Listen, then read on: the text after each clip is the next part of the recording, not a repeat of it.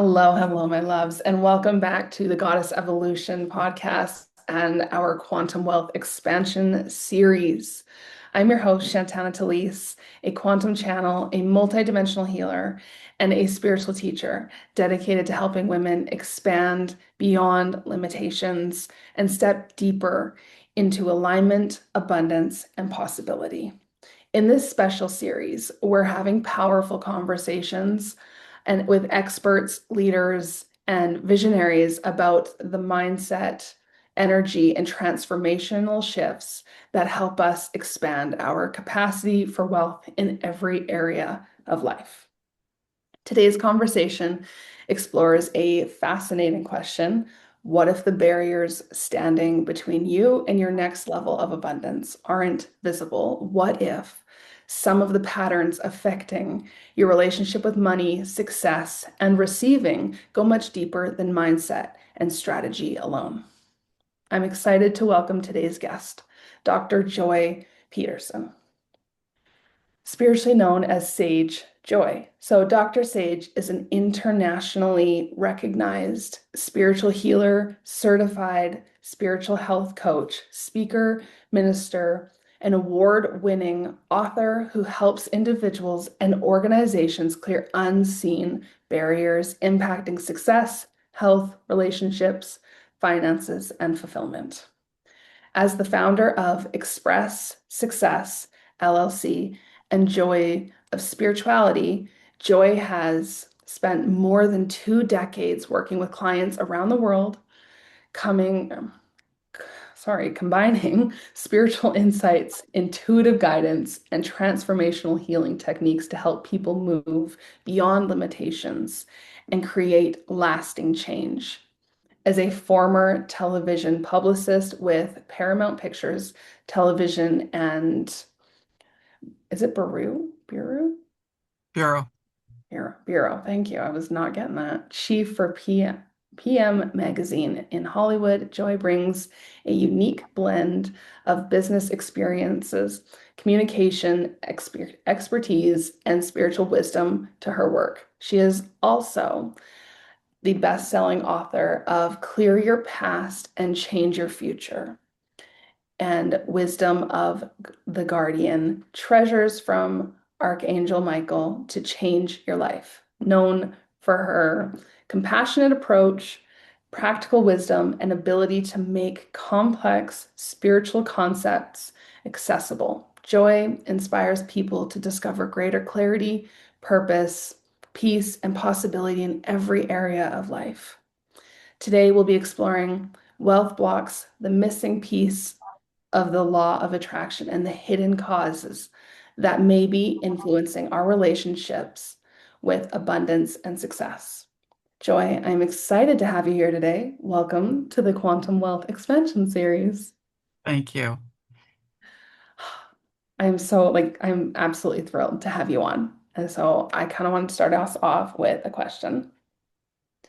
You talk about unseen barriers to success and abundance.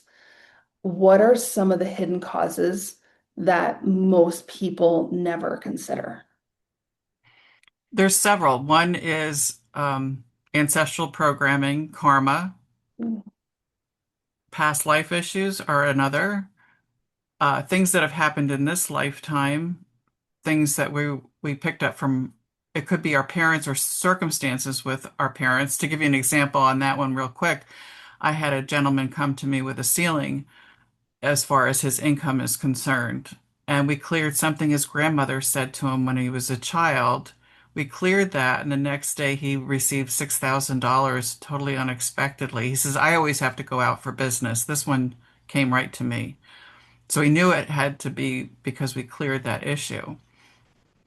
But I can give you examples on all those different dynamics and how they hold you back in this lifetime. We often think about the subconscious is the part of us that manifests, and we have limiting beliefs and negative emotions that possibly hold us back from experiencing what was experienced in the past that may have been negative. The subconscious keeps that as a record and wants to protect us. So it will create blocks and barriers unbeknownst to us. And then there is outside influences. There are times there are curses and spells and things like that, and spiritual interference that can block our abundance. And then there's also another that I'm not sure many light workers realize, but darkness literally took out contracts on light workers to block money, relationships, confidence, and well-being. There are four different contracts. Not everyone has them. Not everyone has all four. But when I discovered those and I started clearing them, I could see the difference manifesting in people much more quickly. And I certainly felt a difference when I cleared those that were against me. How did you know to look for that? I didn't. It was a discovery. One of the things that I do when I am tuning into a case is I'm just looking. I'm being asked to be guided to where I need to go, and that was just a discovery I made maybe about 10 years ago, and it was a phenomenal discovery because people don't necessarily know to look there, and I also have the spiritual authority to clear darkness and clear contracts darkness made. So it was something that I've done many times, but it's the type of thing that if you don't know where to look, and not every session will reveal every detail of what might be blocking someone. So it's like an investigation into someone's sphere of influence, their past, to say, okay, what's in their field that is blocking them from being able to manifest exactly what they prefer. Mhm. And a lot of those things are hidden. Yeah, that's very true. I feel like that's something that people forget to look at is the unseen and the seen. Like you can't just go for what you can easily see. Mhm. I Yeah, love I that. had somebody this week, which I thought was really interesting. She was a queen in another life, and she inherited her kingdom from her father. And like his court, his so-called board members or whatever, cared for her, but they were also aligned with his past and his past way of being, which is not unusual. I've seen it in many nonprofits. Like when I become a board member of a nonprofit, and you'll see a pattern of we've always done it this way. So in her case, she was up against the same type of experience that she had. She was a visionary in that lifetime. She Mhm. wanted to change things. She wanted to improve things for all. And she butt up against the old regime at every turn. And it was frustrating.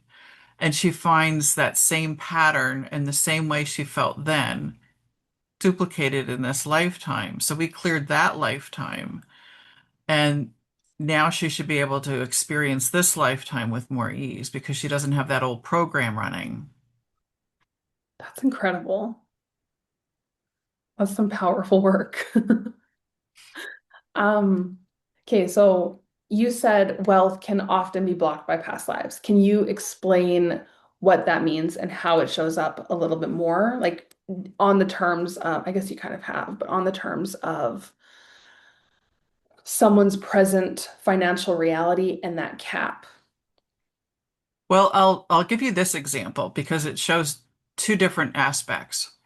A woman came to me about financial limitations, and Mhm. I looked at her past, and she had a grandfather character, not necessarily her immediate grandfather, but back in history in Mhm. Italy, who ha was dealing with financial challenges. He was Okay. part of a group that was raising money for an orphanage. It was his job to take the funds that they raised for the orphanage to the orphanage. On the way, he discovered an opportunity to gamble the money, thinking he could make money back for himself and for the orphanage. Instead, he lost it. He created karma. That karma ended up being passed down ancestrally. So his descendants suffered the karma from that particular incident. But while I was clearing it, I heard clear short sale. Now, this is when short sales were a big thing when our economy was crashing here. And it turned out he incarnated himself. So he was reincarnated in the Midwest, going through his own karmic retribution of dealing with a short sale. So he was suffering. So everyone that was a descendant of his had the Mhm. karma. And then every person he reincarnated to become carried that karma. So when we cleared that particular incident in that previous lifetime, not only did he become set free, and everyone he incarnated subsequent to that were set free, but then all of his descendants were set free. Wow. You got me draw it on the floor. It's just dropping. It's incredible. So, um, I'm going to kind of turn the tables a little bit. Why do you believe so many people practice manifestation techniques and the law of attraction, but still struggle to create lasting results? Well, when I was working at Paramount and I wanted to teach the law of attraction because I thought this was the magic bullet, I realized that applying the same techniques to manifest, everyone was successful in certain areas, but not all. So I said, okay, there's got to be something within the individual. Now, for me, it was money because I still had the limiting beliefs my parents came with. There's not enough. We always have to struggle. So that was my area. So I focused on a solution and I discovered spiritual healing and the subconscious and understanding that the subconscious was the part of us that was the manifester because most of it's manifesting out of our programming, our patterns, our limiting beliefs that we are not necessarily always familiar with. So when I started for myself clearing it, it may not have changed my financial situation immediately because I still made the same amount of money on a weekly paycheck, but I didn't have the fear any longer. I didn't have the limitations. So as I went into business, and even if there was ups and downs, I had the trust that God was my source and I'd be fine no matter what. But had I still had those limiting beliefs, I would have been operating from not enough, scarcity, and fear. So when we can eliminate those limiting beliefs and fears, you have a fresh template to create from. What I often look at, like if you had an Excel sheet, and on each Excel sheet line is a storyline, something that happened. And from every situation that happened, we create a belief system. We have energies that are stuck, emotions that are created. And then when we go back and address the past and we clear those line items, when you run a formula through an Excel sheet, you have less formula to create the same outcome. So it's a way of understanding. We're almost like a computer system. When we reprogram our minds, we reset the patterns and we recreate how we approach life and believe life should show up for us. Then our results are more effortless. I love that. What we typically try to do, and this is what I noticed in the early days, is we were doing it all consciously. Hmm. But the subconscious is a big player in all of that. And here's the other part that isn't really considered. You have a higher self and a team and a council on the other side who also have a say in what you're doing.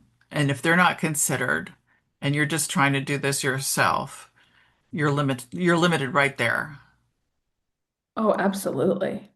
Do you work a lot with do you have different councils throughout your team that you like that run your business and all of that kind of stuff then? Yeah, I find everybody has a council and there's different councils for different projects and people and teams and whatnot. And teams can come and go depending on what your project is currently, what your focus is on it, your immediate focus is. So, but there's typically seven. They each represent a different ray. And so they come from a different perspective because each ray has a different perspective. Mm-hmm. So they'll approach the the query at the time, the situation from their vantage point.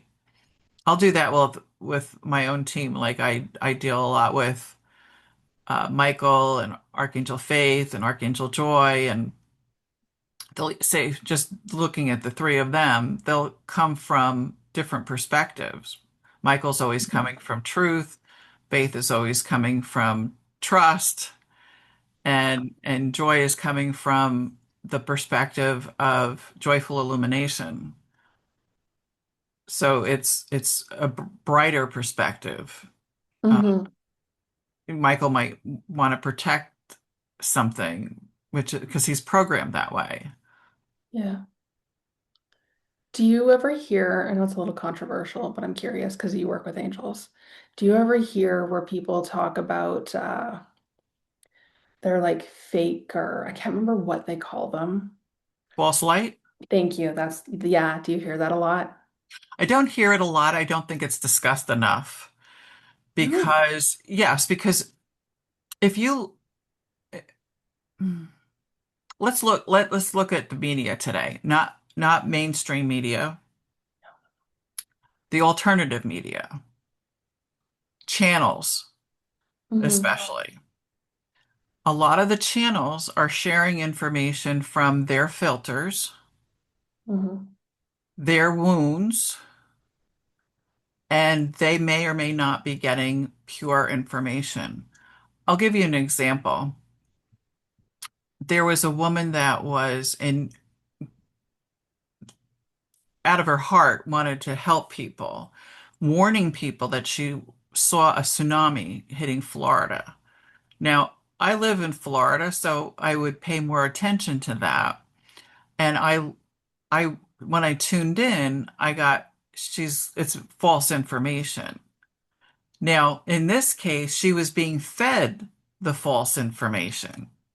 So who she was receiving it from was not in the light doing the highest and best. So if we're listening to things that are fear-based, which is a lot these days, that's a challenge. Prophecy is a challenge. I pay no attention to prophecy. And the reason is because knowing when you can clear as a spiritual healer, you're clearing influence. Mm-hmm. Therefore, you're having a clean slate, which means that anything is possible. If you look at prophecy, there's the prophecies of the end of the world. I got that when I was a child. I'll be here for the end of the world as we know it. Well, to me, it was the end of the world of darkness Yeah. and that negative influence. There are still people that are aligned with an apocalypse. Now, we create everything from our mind. So the Mm-hmm. reality that they're living in is true for them, but that's not my reality. And so if I'm giving that attention because I believe that person is genuine, I'm buying into their fear, their limiting beliefs, what they've been told that may or may not apply to me. For example, COVID was a big thing, right? We were all affected Yep. one way or another. What I did originally was, okay, God, will I get COVID? No. Okay.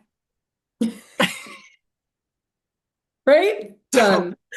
right. I didn't worry about it at all. I did a lot of clearing for the collective on behalf of the subject, but I didn't worry about it. I didn't go anywhere. I didn't wear a mask. I wasn't bothered. I wasn't sick. I wasn't anything. I just asked, is this true for me? Mm-hmm. Do I need to be concerned about it? I do the same thing when we have a hurricane. Really? I'll ask, is this something that I need to be concerned about? No. I might be guided to clear things because here's an example. We have a drought right now. That Really? drought, Yeah. Wow. Yeah, we're in a drought. Well, we are here in Florida anyway. But So we get rain every yeah, day. yeah, no. You can send some over here. We need some. But I asked God to go, is the drought impacted because of a fear of the economy? And I got yes, rectify it. So I have been clearing on it, but it really is something that people need to understand that they can affect the weather by their own thoughts. They affect the economy. When our economy was tanking years ago, I saw that we had a wheel of commerce. And on that wheel of commerce were everyone's fears and limiting beliefs. By clearing off those fears and limiting beliefs, the wheel of commerce ended up moving and the economy shifted. Now we all have our own perspective and respective wheel Mhm. of commerce. So unless we're clearing our own and the impact that we're making it to the collective, we're driving the negative results that are occurring in the world. We can shift the negative results in the world by changing our perspective and creating our own reality that we prefer of love, light, abundance, freedom, joy, the qualities that are of heaven on earth and the new earth, which is available to anyone who can ascend there by shifting their own vibration, their own perspective, and aligning with what they prefer versus the evidence that other people are demonstrating, which you see a lot of demonstration of darkness, limiting beliefs in certain areas, not all. And we don't necessarily have to align with those experiences. It may be their karma playing out. It doesn't Yeah. mean that it has to encroach on us. The problem is, however, people are adopting what other people are viewing as a Hmm. possibility for them, aligning in fear, which is darkness is based on fear. It Hmm. builds and escalates because of fear. And there's a lot of fear mongering. Hmm. So if we recognize it for what it is, it's an old storyline. It doesn't have to be the current storyline, and you don't have to live in that storyline. Absolutely. I think that's kind of a lot where, like the different stages of ascension kind of going into when you start remembering who you are, awakening, and it goes to being like a conspiracy theorist, and then you go start going through the different phases of, that process. I really do feel like it's a whole process people go through. Hmm. But it really heavily starts in the fear base and it's heavily spread around. And I feel like people don't realize that's just one reality that's happening. That's not every other reality. That's just one low reality that's happening. And that's what we're shifting away from. But they don't realize they're creating it. And like I've had people argue with me because they're like, no, this is it. You're not awake unless you know this, and you're not, no, no. And I'm like, you can know it. Great, good on you. But do you want to live it? It drives me nuts. But I Yeah. feel like it's part of the steps to really learning who you are because you gotta first it's like, oh, I gotta look outside of me. Oh my gosh, look what's actually happening. Yeah. That's so true. And I think you're spot on there. It's a process because we're all raised in a certain manner to believe certain things, and then all of a sudden you awaken, oh, well, maybe that's not all true or all that is. And then it becomes a stage of unraveling and trying to discern what's true, what's not true, what do you accept, not accept. I think people just need to understand that it's okay to say no to something and to be discerning about the information. It's got to resonate within. And even if it's true, it may not be purposeful for that individual at that time. I can speak a lot of things that would go right over people's heads, and it wouldn't serve them because it's things that I learned later in life when I was doing world work, for example, and working Mhm. directly with source and asking source directly, like, is this true or what's this? And he goes, do you really want to know? And I'm going, yes. And then I'd be down for 3 days because I'm going, he just blew my mind. Because, but do I want to repeat that to anybody? No, because it's not going to serve anyone. If they're not ready to hear it, it doesn't, what does it do? It really does nothing. It's information that's interesting to me at the time and something I could hear at the time, but why do I need to go tell everybody about it? I mean, it's they'll when they're ready, they'll ask, they'll inquire, they'll come to terms with and find that path for themselves. I agree with you completely. And it has to be when people are ready. So if someone listening today feels like they've tried everything but still can't seem to break through, where would you encourage them to begin? Meditation is a great way to start. Going within, going within your heart. I mean, there's certainly people like us that all available to help people, but Mhm. still the best way is to go within for themselves because the information, the wisdom is within. Everyone has it within. Most people are looking outside of themselves. I might see things from a vantage point of being more having a gift, for example, to be able to go in and precisely go in and see, okay, this is what is stopping you. But you can find that information within if you're dedicated enough and sit still long enough to really go within. Mhm. How it came. So like meditation, but for someone, because I've actually been asked this question, how would you say people should go within? Like if someone had said to me, like, I don't know what you mean by going within. I don't even know how I would do that. What would you say? It's about having a relationship with your inner self and being comfortable and relaxed enough to get to know who she or he is and and build a relationship from within. Everyone on the other side is accessible mostly more easily through the heart. God Mhm. is within everyone, and the heart is a chamber that's connecting you to all. So if you get comfortable just go relaxing, now you don't have to make it a big deal. You don't have to listen to music. You don't have to have somebody telling you anything. You don't have to have a guide.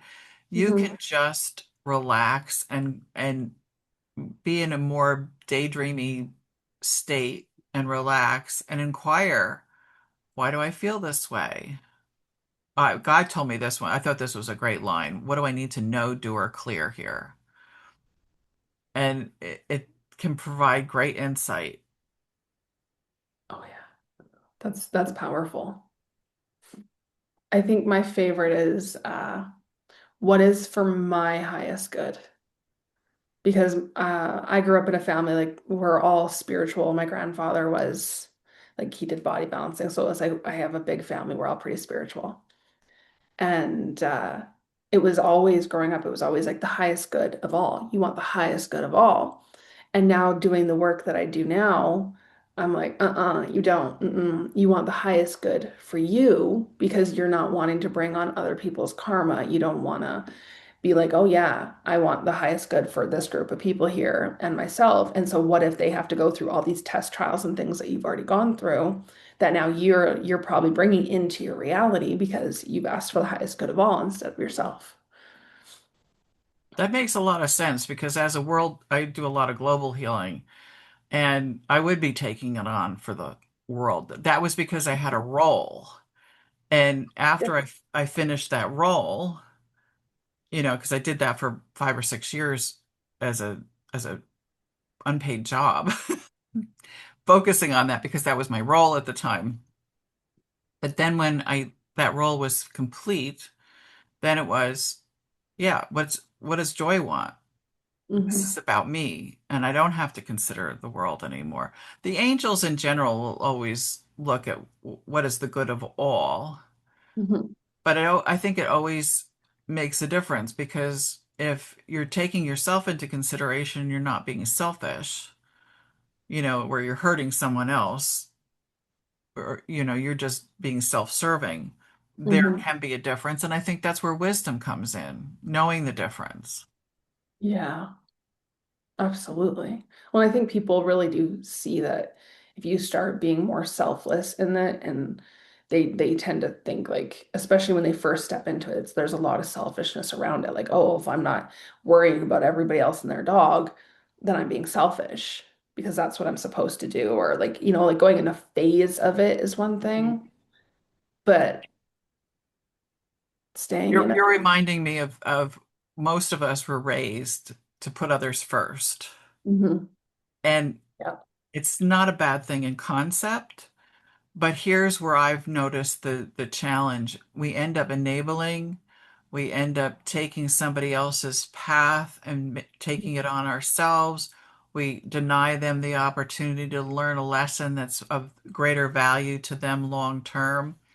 And it's we're not always thinking we're responding because of old programming. And it's better to say, God, what do I need to do here? Am I supposed to help this person? How am I supposed to help them? And I see a lot of my clients, especially the moms I have, they all want to take away every pain and opportunity any child could stumble. And Really? oh, yeah, many of them, they don't want to see their kids hurt. They don't want, you know, they Fair. they want to do it they want to clear everything for everybody. And we can to a degree for certain age groups for certain. But if somebody is here for a specific reason, an experience, it's like going to an amusement park. What ride did you choose? And if you wanted the exhilarating ride for certain reasons, or you said, okay, I'm going to go in and I'm going to take on a lot of karma because that's my role, Mhm. and then somebody else is judging that or getting in the way of that, it was their choice. They chose, everyone chose what they are here to experience, whether they Mhm. like it or not. We often sit and go, what were we thinking? Like here's a different reality, like thinking about experiencing something and having the experience of something can be very different. And we could still choose again. It's not everything's written in stone and you're stuck. And Mhm. oh, this is what I chose, so I've got to play this out the rest of my life. That's not necessarily the case either. Everything's moment by moment, and the world shifts and like paths that we picked may not be necessary any longer. Mhm. I feel like that's a lot of where people get confused is they think that that's because they've taken on, they have to live it out forever. Mhm. But what if you just need one experience and that's to learn the lesson and don't have to keep reliving it over and then you're good. Oh yeah, Michael said in The Wisdom of the Guardian that he said if you chose to be born into poverty, once you get the lesson, you can move out of it. You don't have to just live there and assume that this is your lot in life. Yeah. It's funny that you say that. I was talking to someone and it was actually a really frustrating conversation that I put to an end because for me it's like, yeah, move out of it. Like that's not your forever blueprint and you got the lesson, move on. But when I was talking to this person, they were just like, oh yeah, I grew up this way. This is just who I'm like they embodied it where it was literally their identity. Hmm. And like and you would use it as an attack. And I'm like, why would you want to have that as an identity? It's I don't get it, but I also, do this work. But I think that's a lot of where people really mess up is they embody it to the point that it becomes their identity and they're like, no, I have to. And there's no seeing beyond it. Yeah, no, that people are stuck in a pattern, in a belief system, and often consider this is their lot in life, and it's not necessarily the case. We're creators, and we have the ability to change and have a whole different reality for ourselves if we choose to embody the reality that we prefer. Somebody else came up with these other ideas, whether it's a past life self of ourselves who thought Mhm. this was clever, or we just aligned with cultures and other ancestral programming and things like that. They say, okay, this is the way you live, and this is how you experience life. And if you prefer that, that's fine. But if you're complaining about it, choose again. Mhm. The power of being a creator. Absolutely. Okay, so what would you, okay, when you hear the words quantum wealth, I'm curious, like, what do they mean to you personally? Quantum, yeah, wealth. Well, I think when you're in the quantum field and you can create there more easily, whatever it is that you want, that is a state of wealth when you have that gift and ability. Anybody can do it if they shift their mindset. So, I mean, the world is abundant, the world is full of wealth. If we're aligned with it, and if you're in the quantum field, then you can align with it easier to create and bring down to this realm or reality what you want to experience with more ease. I love that. I'm like, I totally agree. Okay, so what is the biggest thing um, that keeps people from stepping into their next level of abundance?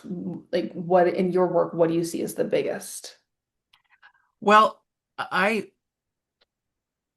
I offered this ebook, the Breaking the Silence Spell, which I think is so relevant to what you're asking me about because many people keep themselves invisible to protect themselves from harm that was created in another lifetime. Many people have been persecuted in other lifetimes, which causes them to be silent. So many business owners don't put themselves out there as visibly as they can to make the money that they deserve and help the amount of people that they can because of what they've suffered in other lifetimes. And that's where the subconscious comes into play, where the subconscious is running this program because of fear and wanting to protect you from what harm could come if you stepped out further, which limits people's abundance. So it's a lot of being seen, not wanting to be seen and heard because they're scared. Exactly. And they don't necessarily know why. And intellectually, they know, oh, they have to do marketing, they have to go speak, they have to do different things. I've been there. I understand it. I had to clear a whole lot of persecution lifetimes because it was inhibiting me to speak freely. Now, I started speaking about angels a long time ago before it was more common, and still no, not everybody does. Mhm. And at the time, it was really unnerving to step out there. And for me, it was in a business community to say, I'm switching gears because Archangel Michael asked me to join him in a healing practice. I mean, I sound to many probably as like a nut at the time, but it was what it was. Like that was my experience. So, but I had to clear those lifetimes before I could get the book published that he gave me and to shift gears because the trauma and the drama that we've experienced before, being hanged, burned at the stake, being shot at, whatever, you raise your voice about something controversial at the time and you're harmed because being harmed in other lifetimes was much more acceptable. Mhm. Violence in other lifetimes was extraordinary in comparison to now. It is a little mind-blowing, but it's like it doesn't that I feel like your being doesn't know the difference because time technically doesn't exist. So it's like, no, this happened and it could be still experiencing it, even though your consciousness is here. Oh yeah, no, here's a wild example. I was clearing the Roman Empire, and a Roman soldier literally appears before me and he says, I need you to clear two things. And he shows me a bowl of apples. He said, you have to clear poisoning. People poisoned each other all the time. That was common. Then he shows me a cloth, a like a velvet black cloth with a dagger on it. It looked like jewelry. It was gorgeous. He said, you have to clear daggers. He said, everybody carried them, men, women, and children, and they used them. Children? Yeah, so that was the way people lived. It's really mind-blowing to think about that. Right. We don't do that now, hopefully. Yeah, please don't do that. You see pockets of violence, and that's Mhm. more individualized. It's not like a way of living. We carried guns before. Look at the West. I mean, the Wild West was just that, wild. People just killed each other because they didn't like what somebody thought or they were the wrong something. And it was acceptable to kill people. It's not acceptable. Here's a limiting belief that I had to clear on the collective, and people may still have it, that violence is a solution. If we didn't have that belief, we wouldn't have war. This is true. Yeah. Yeah, I agree with that. Well, even if you think of COVID in itself, like there was so much bullying going on and like even that, and that's like the most recent. So just looking at that, like it's still such a big thing, just different, not pow pow. Right.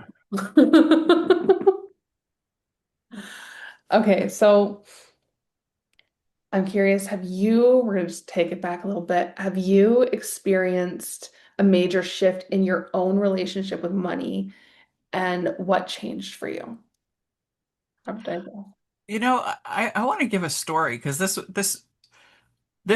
was a turning point for me. When I left Paramount, I wanted to have my own PR agency, and I started one, and I had a lot of the actors from Paramount working with me, and my biggest actor paid me the most money and covered pretty much my entire expenses for the month, and then everybody else was probably smaller. Anyway, he decided to quit the industry. And I knew him, and I didn't have the heart to say, I'm going to make you pay for this contract. So I wasn't sure if I could pay the bills that week. So, or that month when we got to the end of the month, and I'm like, I didn't replace him yet. I was bringing in somebody else to expand the business. And for some reason, I didn't cancel the appointment. But when he showed up, I said, I shouldn't really have this appointment with you. This is what happened. And I don't even know if I'm going to be able to cover the bills at the end of the month because of losing him. And like I said, I didn't want to bring him to court. So he goes, remember God is your source. I said, yes, you're right. It wasn't this actor. It was God is my source. So I let that go. I relaxed because up until this point, I'm blocking anything coming in because I was a wreck. What am I going to do? And then because I let go, and I had 2 days, this was a Wednesday, and the bills were due on Friday. So Paramount calls me on Thursday. And they offer me a situation, a special out of the world situation. And how much would you charge if you did this? I gave them the exact total of what my expenses were, and they paid that. They didn't know there was a connection to it, but that was what I positioned it as. I said, well, if I need this, it's that. Okay. And I had the money and paid all the bills the next day. So things can turn around rapidly if you are aligned with the truth of God as your source and you don't have any fear. And it's the fear that blocks us. So I had totally let that go and aligned with God in that moment. And I had an answer that came out of nowhere. I never in a million years would have predicted that one. Wow. So That's I use that as my benchmark story because I remember that. I've ever had a situation where I think it's a little rocky or whatever, something Mhm. might have happened and oh my God, what am I going to do? I'm like, nope, God's my source. I'm leaving it in source's hands. I surrender it to source and source works it out. I have to be open and receptive to the opportunity. Mhm. That's my job. And if I get a prompt like, go here, do this, like I use this example sometimes, you want a job and you go through all these steps to get a job. And then you get the inspiration to go to 7-Eleven. And you go, why do I want to go to 7-Eleven? I don't need anything from 7-Eleven, but that's the prompt. You get the inspiration. We go into our head and block that. But had the person gone to 7-Eleven, they might have met somebody by accident, somebody that Mhm. used to know something would have shifted. Sometimes we call them um, like a stepping stone. It might be a Yeah. conduit to something else. It might not be the be all end all. You're not going to get the job at 7-Eleven. That's not what you're looking for. But we have a tendency to get into our head and justify and rationalize what works, what doesn't work based on our past. Mhm. God doesn't deal with the past necessarily. He deals with the all of everything. So he can throw people an opportunity that may come through a party or here's another example.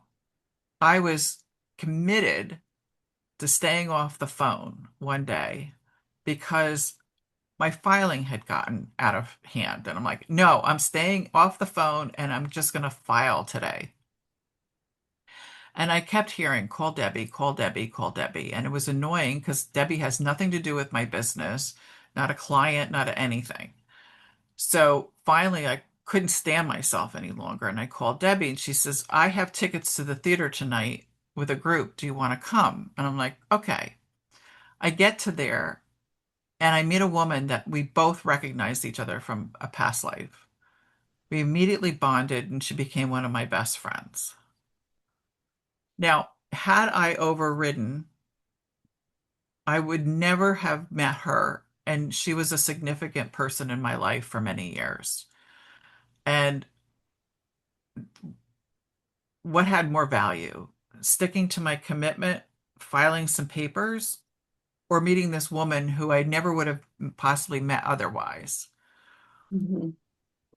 Sometimes we have to just go with our gut, even if it doesn't make sense. I completely agree with you on that. I love that. That's so amazing. So I'm curious now, how long did you have her in your life? Well, she's still in my life. I talked to her recently, but she's, but she was, and you know how we go through stages, and there were many years where she was an intricate part of my life. Aw. Oh, I'm so happy for you. I love that. All right. I think how much time we have left? Okay, we don't have a ton of time left. So, I want to ask you one more question. Uh, if someone feels stuck, no, I think I asked you that. What is one belief around money or success that you think people need to challenge? That it's bad, or like, or the people that are rich got it because they were bad, or they're doing something underhanded. Oh. Because money is neutral. Mhm. So it's what the person's belief is about the money that's going to make the difference in what money does or doesn't do for them. It has nothing to do with somebody else. Like somebody, if somebody is wealthy and they think that's attractive, but they got it by being crooked, for example. Hmm. You don't want to be crooked. You're not going to allow yourself to have money because your belief is that you have to be crooked in order to have it. Yeah. I feel like there's a lot of that kind of programming. And especially in the spiritual community, if you make money doing this work, you're not supposed to charge for your gifts. You're not supposed to do any of that. Like there's so much in the spiritual community. All right, let me address that one because it's a big one. It is. Every gift is from God. Hmm. Why should an accountant be okay to be paid, but a spiritual person not?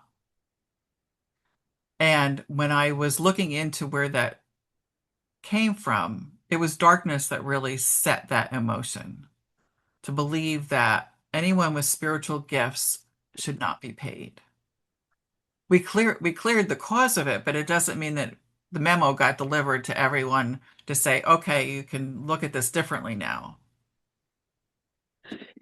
It's such a controversial thing. And I always giggle if I'm like going through Facebook groups or any of that. And people are like, you should be giving this away for free. You should not be charging. You're like, I'm just like, but how am I supposed to pay my bills? So here's the thing.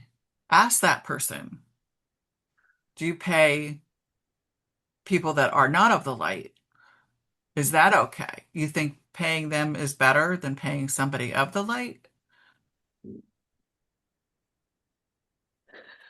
I love that response. Can we be friends? It's so good. Like you're just awesome. Like, you're so epic. I love it. Sorry. Oh my gosh, I love it. That's actually really brilliant. And I mean, really, do people that care about you really want you to starve because they feel like you're owing them something? I mean, that's a sense of entitlement on their behalf also. But they're not going to go to a medical doctor, an accountant, another professional, and assume that they're going to get things for free. Yeah. They can want it, but they know they have to pay. Well, I'd love everybody to give me everything for free. That would be Right? really nice. When we get to that utopia, it'll be wonderful. But in the meantime, Okay. I know you mentioned it before, but I just want to ask you if you let the audience know again. You mentioned you gave a free gift. yes. Breaking the Silence Spell is an ebook that I put together, and people can get it from tinyurl.com/silence spell. And it gives some of the background on some of these sabotaging issues and how to overcome them if you want to have more visibility and abundance. Thank you. You can click that link below and it'll be there. I do have one more question. Silent spell, where did that come from? Well, it's really because of the we've been silenced for so long, especially women and especially spiritual people.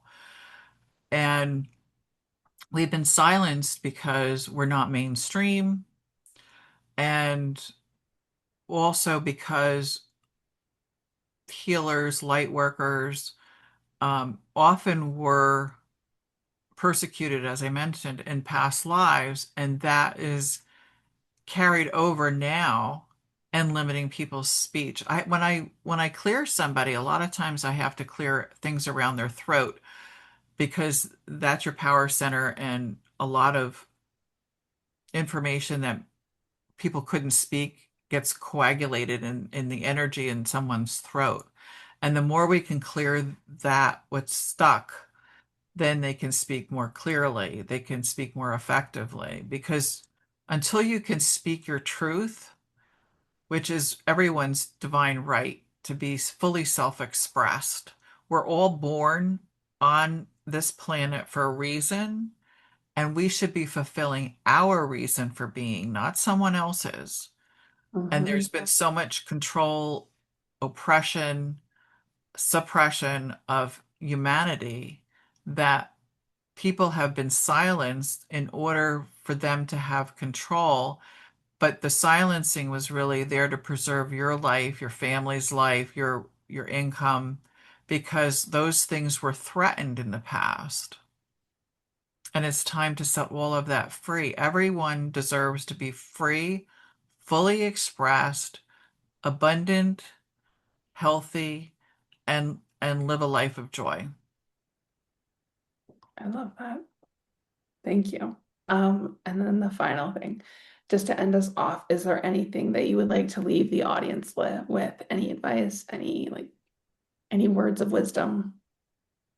Be true to yourself. I love that. Thank you.